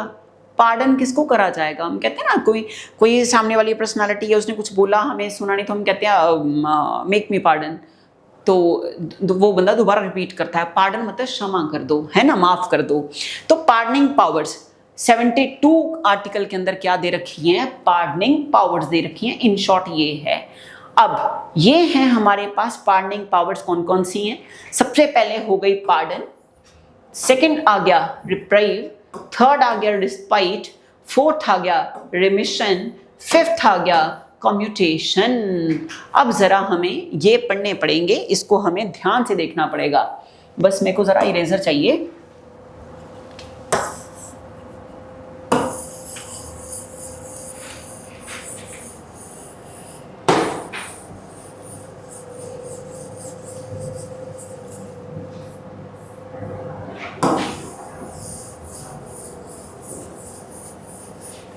अब मेरी बात सुनो, अगर प्रेसिडेंट की सीट वेकेट हो जाती है तो उनकी सीट पे कौन आएंगे? Vice president. क्या बनकर आएंगे? एक्टिंग प्रेसिडेंट बन के आएंगे, है ना। क्या बन के आएंगे? Acting president. और अगर प्रेसिडेंट की सीट पर वाइस प्रेसिडेंट एक्टिंग प्रेसिडेंट बन के आएंगे तो इट मीन्स वो एक्टिंग प्रेसिडेंट, जो वाइस प्रेसिडेंट थे पहले, अब वो क्या बन गए? Acting president. और उनके पास कोई ऐसी पिटीशन आ जाती है जिसमें क्या मांगी गई हो? पार्डनिंग पावर्स का यूज करने के लिए बोला गया हो, तो इट मीन्स वाइस प्रेसिडेंट को उन पार्डनिंग पावर्स को यूज करना पड़ेगा। इसलिए इस टॉपिक को समझना जरूरी है आपके लिए। तो अब 5 तरह की पार्डनिंग पावर्स हैं हमारे पास, एक एक करके अंडरस्टैंड करते हैं कि क्या चीज लिखी हुई है। सबसे पहला, पार्डन मीन्स क्षमा दान देना।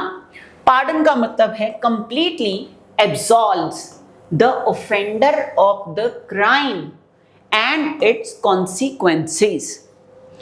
अब इस चीज को ध्यान से सुनो। पार्डन समझते हैं हम। ये है ए, इसने करा क्राइम। ए ने क्या कमिट करा है? क्राइम कमिट करा है। क्राइम कमिट करा है तो इस क्राइम के लिए ये गए हाई कोर्ट। हाई कोर्ट ने इनको दे दिया जजमेंट कि इनको दे दो डेथ पेनल्टी। पहली बात, हाई कोर्ट डेथ पेनल्टी देगा ही नहीं वहां पे। अब वो 10 इयर्स का जो क्राइटेरिया है, जब इंडियन कॉन्स्टिट्यूशन आप पढ़ेंगे तो वहां पे आपको पता चलेगा। तो कहने का मतलब है सुप्रीम कोर्ट गए, सुप्रीम कोर्ट ने दे दी डेथ पेनल्टी। हाई कोर्ट ने दिया था इनको लाइफ टाइम इम्प्रिजनमेंट। ठीक है, तो इसको हम डेथ पेनल्टी ना यहां पे सूट ही नहीं कर रही अब, ये तो केस मेरे को फिर चेंज करना पड़ेगा। तो हाई कोर्ट ने दिया life time imprisonment, supreme court में गए, सुप्रीम कोर्ट ने भी क्या दे दिया? Life time imprisonment. कि बिल्कुल सही वर्डिक्ट दिया है जी। किसने? हाई कोर्ट ने। अब इन्होंने दे दी इसको life time imprisonment. High court ने भी सेम वर्डिक्ट दिया, अपने सेम जजमेंट दिया, और सुप्रीम कोर्ट ने भी लाइफ टाइम इम्प्रिजनमेंट, उम्र कैद दे दी। अब ये जो ए है, इसका जो लॉयर होगा, वो लॉयर एक पिटीशन दायर करेगा, उस पिटीशन को फाइल करा जाएगा, और वो जो पिटीशन है वो सीधी भेजी जाएगी प्रेसिडेंट ऑफ इंडिया के लिए, कि प्रेसिडेंट ऑफ इंडिया इस ए के केस में अंडर आर्टिकल 72 यूज करें अपनी पार्डनिंग पावर्स को। अब मुझे यह बताओ कि अगर प्रेसिडेंट रेजिग्नेशन ही दे चुके हैं तो इट मींस उनकी जो सीट है वो वेकेट तो नहीं रहेगी। उनकी उस सीट के ऊपर, पेन का कलर चेंज कर लेते हैं, हाँ, उनकी उस सीट के ऊपर वाइस प्रेसिडेंट आ चुके हैं, क्या बनकर? एक्टिंग प्रेसिडेंट बनकर। या तो प्रेसिडेंट ही है उस पे, अगर उन्होंने रेजिग्नेशन नहीं दिया हुआ प्रेसिडेंट ने, तो मान लो उसके ऊपर फिर कौन आएगा? वाइस प्रेसिडेंट, एक्टिंग प्रेसिडेंट बन के आएंगे। तो अब क्या होगा? कहीं पे भी इंडियन कॉन्स्टिट्यूशन के अंदर ये मेंशन नहीं है कि प्रेसिडेंट ऑफ इंडिया का कुछ एजुकेशनल एलिजिबिलिटी होनी चाहिए। कहीं नहीं लिखा हुआ कि वो लॉयर होने चाहिए।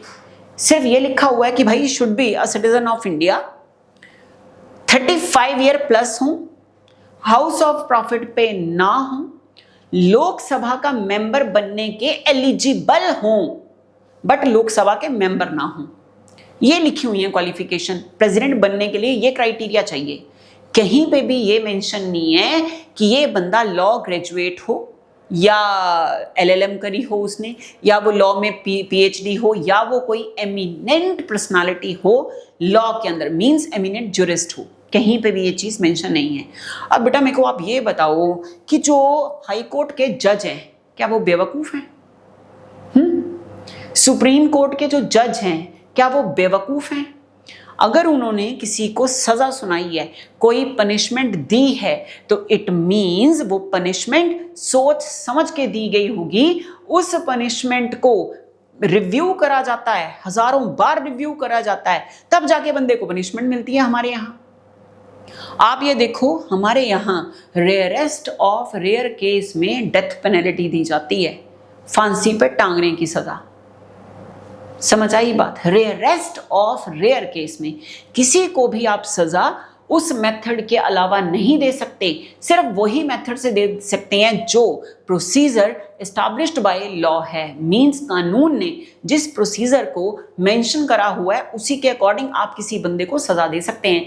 आपने देखा होगा जितने लोग ये रेप वगैरह करते हैं तो लोग ना मतलब गुस्से में आ जाते हैं, आना जायज़ भी है यार, है ना। लोग गुस्से में आ जाते हैं तो लोग कहते हैं कि इन कमबख्तों को हमारे हवाले करो, पत्थर मार मार के मार देंगे, इनको तो बीच चौराहे टांग दो, इनके तो हाथ काट दो, इनके पैर काट दो, इनकी उंगलियां ऐसे ऐसे काटो, इनकी बॉडी को ऐसे ऐसे एक एक पीस करके काटो, ताकि इस एक बंदे को देखकर पूरे भारत के अंदर कभी भी किसी बंदे को अगर रेप करना तो वो 50 बार सोचे रेप करने से पहले कि मेरा क्या हशर होगा। अब लोगों के अगर हाथ आ जाए, मैं कहती दुनिया ऐसे सुधर जाए। सोचो लोग कितना गंदा सोच रहे हैं, किस तरीके से सोच रहे हैं। कहते इनको टांग दो चौराहे पे और ऐसे ऐसे करके इनके टुकड़े टुकड़े करो, छोटा पीस काटा, फिर छोटा पीस काटा, तड़फा तड़फा के मारो। बट हमारा कानून क्या कहता है? नो, किसी को भी अगर पनिशमेंट देनी है तो वो पनिशमेंट एस्टैब्लिश्ड बाय लॉ ही होएगी। लॉ ने जिस तरह की पनिशमेंट मेंशन करी है उसके अलावा किसी को भी सजा किसी और तरीके से दी नहीं जा सकती। अब यहां पे क्या हुआ? अगर तो प्रेसिडेंट है तो प्रेसिडेंट, या फिर उनकी जगह पे एक्टिंग प्रेसिडेंट आ गए। ये एक्टिंग प्रेसिडेंट वही है बेटा जो पहले वाइस प्रेसिडेंट थे, बट इस सीट के वेकेट होने पे एक्टिंग प्रेसिडेंट बन गए। अब ये क्या करेंगे? इनको तो समझ नहीं आ रहा। अब ये क्या करेंगे? ये लिखेंगे एक प्यार भरी चिट्ठी। उस प्यार भरी चिट्ठी के अंदर लिखेंगे आई लव यू। किसको लिख रहे हैं आई लव यू? ये लिख रहे हैं सुप्रीम कोर्ट को इस लेटर के अंदर। सोचो सुप्रीम कोर्ट को कोई आई लव यू लिख के भेज दे, सुप्रीम कोर्ट तो उड़ा दे तोते, है ना। ये सिर्फ कोड वर्ड है। अब ये क्या कह रहे हैं, कहते हैं supreme court I love you यार प्लीज मेरे को, सुप्रीम कोर्ट समझ गया कि भाई कुछ तो दाल में काला है, अदरवाइज कोर्ट की कभी भी मिनिस्ट्री के साथ तो बनती नहीं है, बनती ही नहीं है। जो हिडन में है वो आप लोगों को ही पता है, बट हम ऑनलाइन है बोल नहीं सकते कुछ भी। तो आई लव यू ये बोल रहा है कौन, प्रेसिडेंट, अगर वो एक्टिंग प्रेसिडेंट हैं तो ही, और अगर वो एक्टिंग प्रेसिडेंट नहीं है तो इट मींस प्रेसिडेंट अपनी गद्दी पे बरकरार है। तो प्रेसिडेंट या एक्टिंग प्रेसिडेंट को प्रेशर ये आया है कि इस ए की पनिशमेंट का कुछ करा जाए, उसके ऊपर आप अपनी आर्टिकल 72 के अंदर पार्डनिंग पावर को यूज करो। बट प्रेसिडेंट को या एक्टिंग प्रेसिडेंट को ये समझ नहीं आ रहा, क्योंकि इनको लॉ की नॉलेज नहीं है। तो अब ये अपना ओपिनियन मांगते हैं। ओपिनियन किससे मांगेंगे, सुप्रीम कोर्ट से मांगेंगे। इसके अलावा इंडिया के अंदर या इंटरनेशनल लेवल पे ऐसा कोई कोर्ट नहीं है जो इनको एडवाइस करे। तो ये इनका ओपिनियन मांगेंगे और थोड़ा सा पटाने के चक्कर में लिख रहे हैं supreme court I love you यार प्लीज बता दे यार, हमारे पास ए का केस आया है, इस ए को आप लोगों ने लाइफ टाइम इम्प्रिजनमेंट बताई है, आप हमें ये बताओ कि क्या इसकी लाइफ टाइम इम्प्रिजनमेंट को, इसकी उम्र कैद को मैं 5 सालों में कन्वर्ट कर दूं, या इसकी उम्र कैद को मैं उम्र कैद ही रहने दूं, या इसको मैं उम्र कैद को पूरी तरह से एब्सॉल्व कर दूं, पूरी तरह से खत्म कर दूं, मतलब बाइज्जत बरी करवा दूं इस बंदे को। आप जरा मेरे को ओपिनियन दे। सुप्रीम कोर्ट के पास पावर है, उसके ऊपर मैंडेटरी है, बेचारा सुप्रीम कोर्ट कुछ नहीं कर सकता। उसको मैंडेटरी क्या करा गया है कि आपको अपनी एडवाइस देनी पड़ेगी। सुप्रीम कोर्ट के पास पावर क्या है, फर्स्ट इंस्टेंस के अंदर, मतलब जब पहली बार उन्होंने लेटर लिख के भेजा आई लव यू का, फर्स्ट इंस्टेंस के अंदर ये एडवाइस देना जरूरी नहीं है। बट सेकेंड इंस्टेंस के अंदर, मतलब अगर सेकेंड टाइम दोबारा से लव लेटर चला गया I love you, supreme court please बता दे यार, तूने पिछले लेटर में जवाब नहीं दे रहा, बता दे यार इस बंदे को क्या क्या कर सकते हैं। तो सुप्रीम कोर्ट के ऊपर मैंडेटरी है, बाइंडिंग करा हुआ है सुप्रीम कोर्ट के लिए कि सेकेंड इंस्टेंस में आपको एडवाइस देनी पड़ेगी। किसको, प्रेसिडेंट को या उनकी गद्दी पे बैठे हुए एक्टिंग प्रेसिडेंट को। अब यहां पे आई लव यू का मतलब क्या है, I love you means I for one, love 1 2 3 4, YOU means 3। तो ये हो गया आर्टिकल 143। आर्टिकल 143 सुप्रीम कोर्ट को पावर देता है एडवाइजरी ज्यूरिस्डिक्शन की। तो क्वेश्चन भी कई बार पुट होता है कि एडवाइजरी ज्यूरिस्डिक्शन की पावर किसके पास है, आंसर सिर्फ और सिर्फ सुप्रीम कोर्ट के पास है। एडवाइजरी ज्यूरिस्डिक्शन के अंदर सुप्रीम कोर्ट बाइंडिंग होता है अपनी एडवाइस देने के लिए, बट फर्स्ट इंस्टेंस के अंदर बाइंडिंग नहीं है। सेकेंड टाइम अगर उसको दोबारा लेटर जाता है, उससे एडवाइस मांगी जाती है बाय एक्टिंग प्रेसिडेंट या फिर प्रेसिडेंट, तो वो मैंडेटरी होगा कि सुप्रीम कोर्ट को अपनी एडवाइस देनी पड़ेगी। अब सुप्रीम कोर्ट अपने पॉजिटिव ओपिनियन और नेगेटिव ओपिनियन, मतलब कि सर अगर आपने इस बंदे की सजा माफ कर दी तो कोई टेंशन नहीं है, या अगर अब आपने माफ करी तो वायलेशन ऑफ कॉन्स्टिट्यूशन हो जाएगा। और प्रेसिडेंट या एक्टिंग प्रेसिडेंट को ये पता है कि अगर वायलेशन ऑफ कॉन्स्टिट्यूशन वो प्रेसिडेंट या एक्टिंग प्रेसिडेंट करता है तो उनकी सीट अपनी खतरे में आ जाएगी, उनको गद्दी से इम्पीच करा जा सकता है। तो अब आई थिंक सारा समझ आ चुका है आपको। एक एक चीज जो बोर्ड पे लिखी हुई है मोस्ट इंपॉर्टेंट, किसी भी एक सिंगल पॉइंट को भी आप छोड़ नहीं सकते, ध्यान रखना इस बात का। तो अब क्या आ गया, सबसे पहला आ गया हमारे पास पार्डन। पार्डन का मतलब है जिस बंदे को सजा दी है सुप्रीम कोर्ट ने उसको बाइज्जत बरी कर देना हर तरह के ऑफेंस से जो उसने कमिट करा है, इसको हम बोलते हैं पार्डनिंग पावर। पार्डनिंग पावर में पार्डन। नेक्स्ट आ जाओ रिप्रीव, टेम्परेरी सस्पेंशन, नहीं पहले हम करते हैं कम्यूटेशन।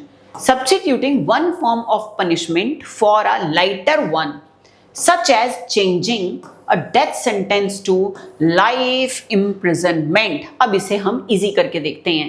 तो C, इसके लिए छोटा सा फॉर्मूला आपने लर्न करना है।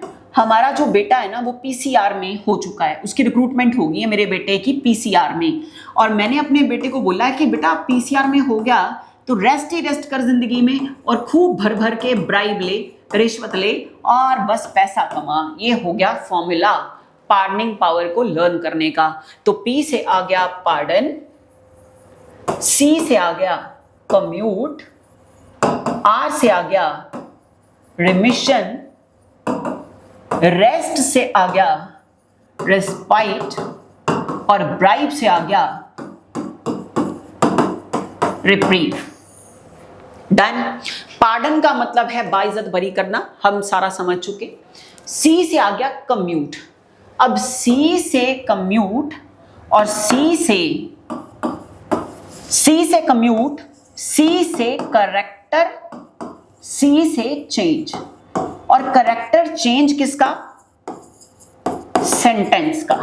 कहने का मतलब क्या हुआ, जो वो ए है ना, उसके लॉयर ने फाइल पुट इन करी और फाइल को पुट इन करा गया तो वहां पे पार्डनिंग पावर यूज करी प्रेसिडेंट ने या एक्टिंग प्रेसिडेंट ने। किससे एडवाइस मांगकर? सुप्रीम कोर्ट से, अंडर आर्टिकल 143। सुप्रीम कोर्ट उनको बदले में बताता है सर ये कर सकते हो तो ये कर सकते हो, इससे वॉलेशन नहीं होएगा, इससे वॉलेशन हो जाएगा। अब उस दी हुई एडवाइस को मानना या ना मानना प्रेसिडेंट या फिर एक्टिंग प्रेसिडेंट के ऊपर बाइंडिंग नहीं है। तो क्या होगा? कम्यूट का मतलब, मान लो ए को सजा दी गई थी लाइफ टाइम इम्प्रिजनमेंट की, उम्र कैद की, तो उसकी पनिशमेंट का करेक्टर चेंज हो सकता है। कहने का मतलब, सेंटेंस का मतलब है सजा, तो सजा का क्या चेंज करा जा सकता है? करेक्टर चेंज हो सकता है। सुप्रीम कोर्ट ने क्या सजा दी? अब इसको एग्जांपल से समझो। सुप्रीम कोर्ट ने क्या सजा दी थी बंदे को? लाइफ टाइम इम्प्रिजनमेंट, यही सजा दी ना। अब इसका करेक्टर चेंज करना है, इसका करेक्टर चेंज कर दो। इसका करेक्टर चेंज करके क्या किया कि जो लाइफ टाइम इम्प्रिजनमेंट दी है, उस लाइफ टाइम इम्प्रिजनमेंट को थोड़ा कम करके सजा में कन्वर्ट कर दिया 10 इयर्स, कि 10 साल की सजा कर दो जी बंदे की। ये करेक्टर आपने क्या किया? कम्यूट में करेक्टर आपने क्या किया है? चेंज करा। मतलब यहां पे रिग्रियस इम्प्रिजनमेंट मिली हुई थी, रिग्रियस मतलब कठोर से कठोर सजा, उस रिग्रियस इम्प्रिजनमेंट को आपने लाइटर सेंटेंस में कन्वर्ट कर दिया। किस में कन्वर्ट कर दिया? इसको छोड़ो, इसको नहीं करना, इसको ऐसे याद करना है। लाइटर सेंटेंस में करेक्टर चेंज करके आपने, क्योंकि आपने करेक्टर चेंज कर दिया ना सजा का, मींस कठोर से कठोर सजा का करेक्टर चेंज करके उसको लाइटर सजा बना दिया। तो ये मतलब हो गया कम्यूट का। रिमिशन, आर से रिमिशन और आर से कलर, इधर रेड का ब्लैक करते हैं, आर से रिमिशन, आर से रिड्यूस द सेंटेंस। कहने का मतलब है, अब यहां पे वो एग्जांपल आएगा जो मैं इधर बता रही थी ना 10 ईयर वाला, इसलिए मैंने वो यहां से इरेज कर दिया। इसको आपने करेक्टर चेंज, क्योंकि ऊपर लिखा हुआ है कि करेक्टर चेंज करना है आपने, तो करेक्टर अगर चेंज करना तो बेटा करेक्टर चेंज में यही होएगा ना, रिग्रियस इम्प्रिजनमेंट को आप सिंपल इम्प्रिजनमेंट में कन्वर्ट कर दो। कठोर से कठोर सजा को आपने सिंपल इम्प्रिजनमेंट में कन्वर्ट कर दिया, ये हो गया character change. Remission, reduce the sentence. अब इसका मतलब क्या है? मान लो सुप्रीम कोर्ट ने क्या दे रखी है? लाइफ टाइम इम्प्रिजनमेंट, इसको उठा के इसकी सजा को रिड्यूस कर दिया और क्या बोला कि भाई 5 साल की सजा दे दो इस बंदे को। ये हो गया रिमिशन। ठीक है, नेक्स्ट आ गया रेस्ट से रेस्पाइट। रेस्पाइट के लिए हमने क्या कोड वर्ड रखा है? रेस्ट। इसका मतलब पता क्या है? रेस्ट का मतलब है आराम करना, जबकि रेस्ट का मतलब रिस्पाइट नहीं है, ये सिर्फ लर्न करने के लिए ट्रिक बनाया हुआ है। इसका मतलब क्या है? फॉर एग्जाम्पल, कोई ऐसी लेडी है जिसको सजा मिली हुई है, वो बंदी प्रेग्नेंट है। अब मान लो उसको सजा क्या मिली हुई है? पत्थर तोड़ने की सजा मिली हुई है, बट बंदी प्रेग्नेंट है। अब वो अगर प्रेग्नेंट है तो होगा क्या? पत्थर तोड़ेगी तो उसके होने वाले बेबी के ऊपर इंपैक्ट आएगा। अगर होने वाले बेबी के ऊपर इंपैक्ट आएगा तो इट मीन्स बच्चे की जान को खतरा है। इसलिए टेम्परेरी पीरियड के लिए उसकी उस सेंटेंस को क्या कर देना? टेम्परेरी पीरियड के लिए हटा देना।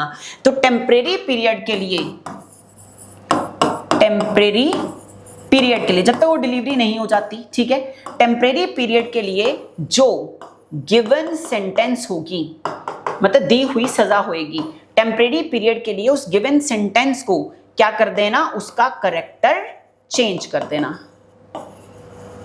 टेम्परेरी पीरियड के लिए करेक्टर चेंज कर देना। लेकिन कम्यूट में हमने परमानेंट करेक्टर चेंज कर दिया कि बंदे को क्या मिली हुई थी, कठोर सजा, और उसको कन्वर्ट कर दिया लाइटर सजा के अंदर। यहां पे परमानेंट हुआ है। लेकिन इसमें कम्यूट में और रेस्पाइट में फर्क क्या है? रेस्पाइट मतलब रेस्ट, इसका मतलब है सिर्फ टेम्परेरी पीरियड के लिए, ध्यान रखना है, सिर्फ टेम्परेरी पीरियड के लिए उसकी सजा का करेक्टर क्या करा गया है? चेंज करा गया है। डन। नेक्स्ट आ गया रिप्रीव। इसका मतलब है स्टे लगना over execution. Stay over execution आपने सब ने सुना होगा।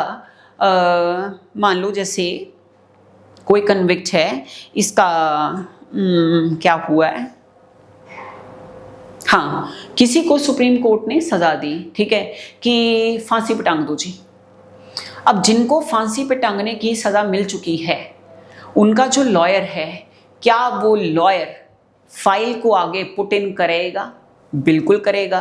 किस आर्टिकल के अंदर यूज करने को बोलेगा? आर्टिकल 72 के अंदर।